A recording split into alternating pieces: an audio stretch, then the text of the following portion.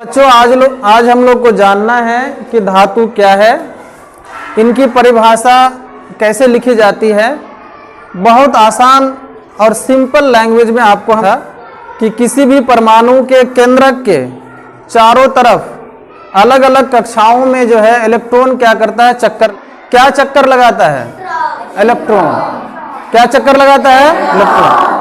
अब अलग अलग कक्षाओं में इलेक्ट्रॉन क्या करता है, चक्कर लगाता है।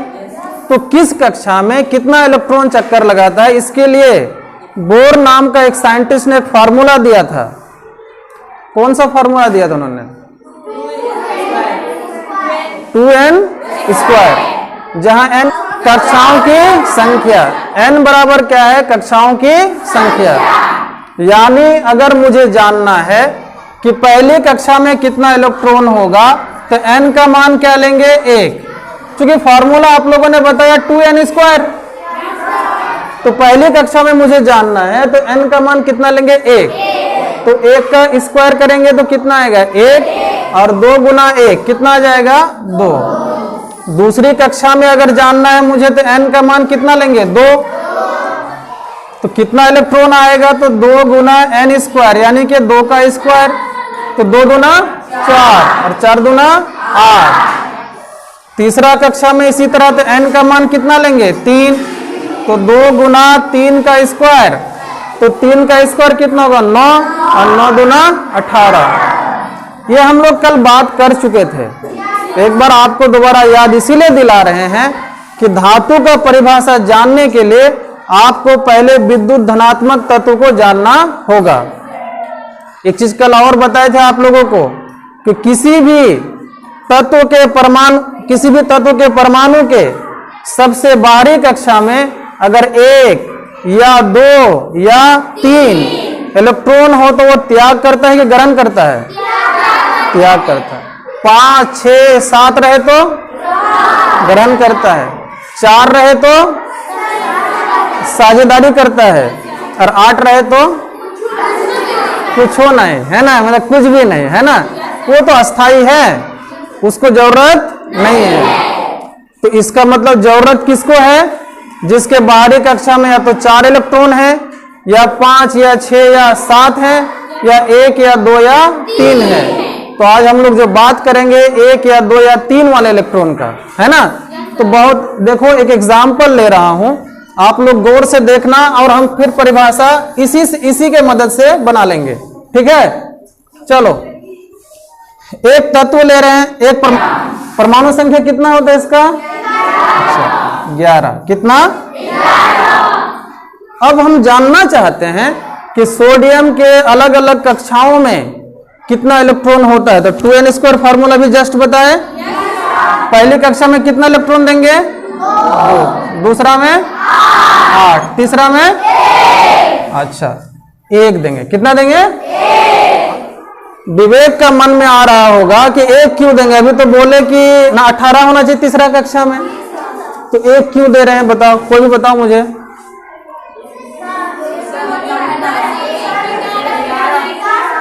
हाँ, इसके पास टोटल इलेक्ट्रॉन कितना है, 11 है। 2 और 8 कितना हो चुका है, 10। बचा कितना, 1। तो कहां से लाएगा ये 18, 1 है तो 1। क्लियर है। चलो, इसी तरह मैग्नीशियम कितना होता है परमाणु संख्या, 12। पहला कक्षा में, दूसरा में, तीसरा में। एल्यूमिनियम का कितना परमाणु संख्या, वेरी गुड। पहला कक्षा में, दूसरा में, तीसरा में 3। बहुत अच्छा। अब देखिए, इसको सटा दो। किसी भी परमाणु के बाह्यतम कक्षा में हमने आपको कहा कि 1 या 2 या 3 इलेक्ट्रॉन हो तो इलेक्ट्रॉन का क्या करता है, त्याग करता है। अब सवाल उठता है कि त्याग क्यों करता है, बोलो कोई भी। स्थिर होना चाहता है, यानी कि अस्थाई संरचना प्राप्त करना चाहता है। अस्थाई कब होगा बाबू, तो आप लोग को हमने कहा था कि कोई भी तत्व के परमाणु अपने निकटवर्ती तत्व का अस्थाई, निकटवर्ती जो आपका अक्रिय गैस है उसका संरचना प्राप्त करना चाहता है। एक देखो हम एक अक्रिय गैस ले रहे हैं नियोन, क्या ले रहे हैं? इसका परमाणु संख्या 10। चलो बहुत अच्छा। तो पहली कक्षा में, दूसरी कक्षा में 8। देखो नियोन का सबसे बाहरी कक्षा में कितना इलेक्ट्रॉन है? क्या ये किसी से अभिक्रिया करेगा? ऑलरेडी अस्थाई है तो किसी का जरूरत इसको नहीं है।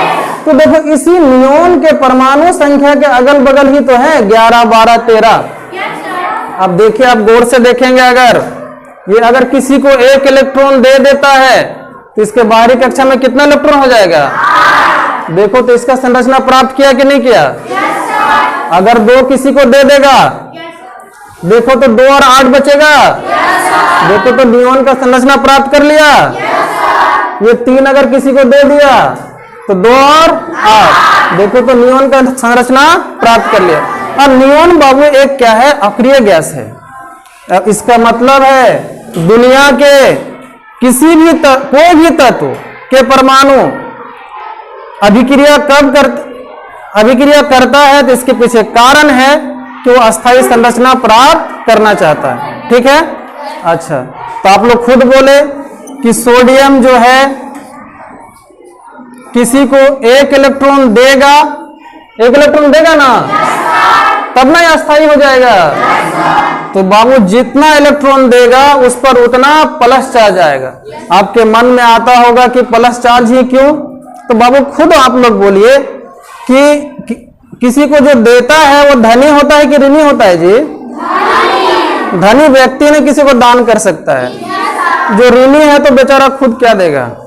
पहले अपना घर के जरूरत को तो पूरा कर लें। ठीक, तो अब देखिए इस पर प्लस चार्ज क्यों आया? क्योंकि एक इलेक्ट्रॉन किसी को देगा। आप ऐसा लिख सकते हैं +1 इलेक्ट्रॉन। ई क्या है? इलेक्ट्रॉन है। क्या है? इलेक्ट्रॉन। इसी तरह मैं मैग्नीशियम ले रहा हूं, कितना चार्ज आएगा इस पे? देखो 2 देगा किसी को, यानी इस पर +2 चार्ज आएगा, यानी कि 2 इलेक्ट्रॉन किसी को त्याग करेगा। एल्यूमिनियम कितना चार्ज आएगा बाबू लोग? 3 की +3, कितना इलेक्ट्रॉन त्याग करने के कारण? 3 इलेक्ट्रॉन त्याग करने। कितना इलेक्ट्रॉन त्याग करने के कारण? 3। अब जीवन भर याद रखना कि कोई भी तत्व के परमाणु अगर इलेक्ट्रॉन का त्याग करता है तो उस पर क्या आता है? प्लस चार्ज आता है। क्या आता है? और प्लस चार्ज वाले क्या होते हैं? विद्युत धनात्मक तत्व होते हैं। क्या होते हैं? इसका मतलब क्या हुआ? यहाँ पे सोडियम, मैग्नीशियम, एल्यूमिनियम आपका क्या है? विद्युत धनात्मक क्या है? तत्व है। और याद रखना बहुत सिंपल, विद्युत धनात्मक तत्व को ही क्या कहते हैं? धातु कहते हैं। क्या कहते हैं? धातु। तो परिभाषा देखो अब चुटकी में हो जाएगा कि आपसे अगर कोई पूछे कि धातु का परिभाषा बताओ तो आप इधर से बताना शुरू करना कि विद्युत धनात्मक तत्व अर्थात वे तत्व जिनके परमाणु अस्थायी संरचना प्राप्त करने के लिए इलेक्ट्रॉन का क्या करता है? त्याग करता है। क्या करता है? त्याग करता है। क्या कहलाता है? धातु कहलाता है। तो भारी बात है, यही है आपका धातु का परिभाषा। अनेक लोग अनेक ढंग से परिभाषा देते हैं, लेकिन हमने इलेक्ट्रॉन के त्याग करने के बेस पर किसका परिभाषा बनाया? धातु का। बहुत स्टैंडर्ड परिभाषा है, आप लोग इसे याद करना है ना। याद करने की जरूरत ही नहीं है, क्या लिख दे? क्लियर है?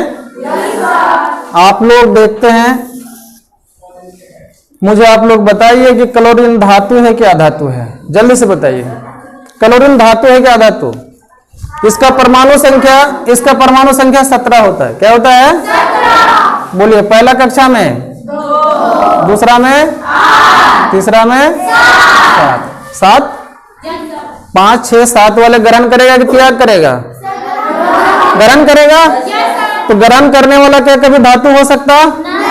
इसका मतलब क्या है? ये अधातु। ठीक है। तो वैसे भी दुनिया के किसी भी तत्व के परमाणु के अगर बाहरी कक्षा में 1 या 2 या 3 इलेक्ट्रॉन हो तो वो क्या होगा? धातु। लेकिन याद रखना इसका अपवाद भी है, हाइड्रोजन। क्या बाबू लोग? हाइड्रोजन का परमाणु संख्या 1।